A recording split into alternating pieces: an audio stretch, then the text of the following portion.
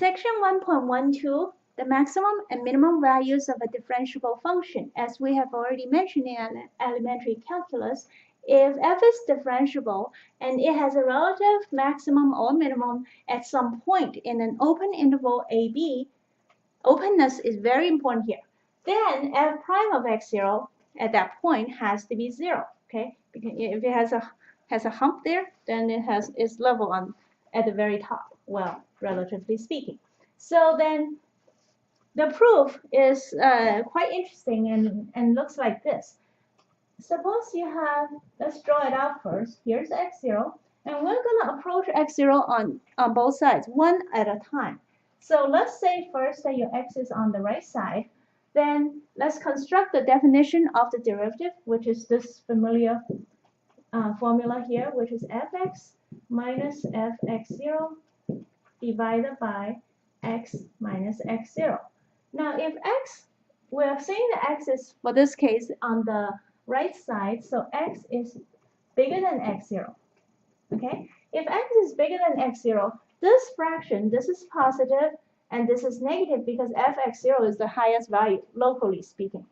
And so this is less, so this whole thing has to be less than or equal to 0. Therefore, the limit, and so as x approaching x0, then the limit of this value, which is f prime from the plus side of x0, is going to be also going to be less than or equal to 0. Since this value is less than, its limit as it gets there is also going to be less than. And right now we've only talked about approaching from the right side. Now next, let's approach from the left side. Let's say now in the next case, let's say x is less than x0. So then we approach from this side. We'll write down the same formula here. So then fx minus fx0 divided by x minus x0, what happens then? Then you have the opposite situation, because now this value is still negative, but this value is also negative because x is on the other side. So it's less than x0. So then the whole thing is going to be positive. So it has to be bigger than or equal to 0. So by the same token, as x approaches x0 from the left side, we have f prime, the minus side of the derivative has to be bigger than or equal to 0.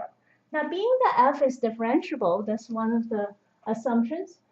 F is differentiable, so which means the f prime has to be equal to these two things. Okay, they're all the same because it's differentiable. There's no difference which way you approach it. It's supposed to be all the same.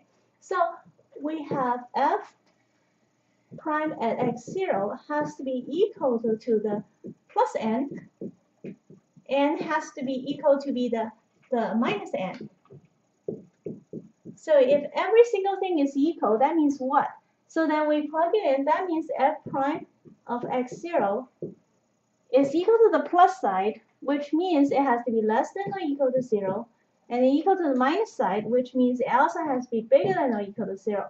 And how's that going to work? Well, there's only one way that's going to happen. That means f prime of x0 has to be equal to 0, and that concludes our proof.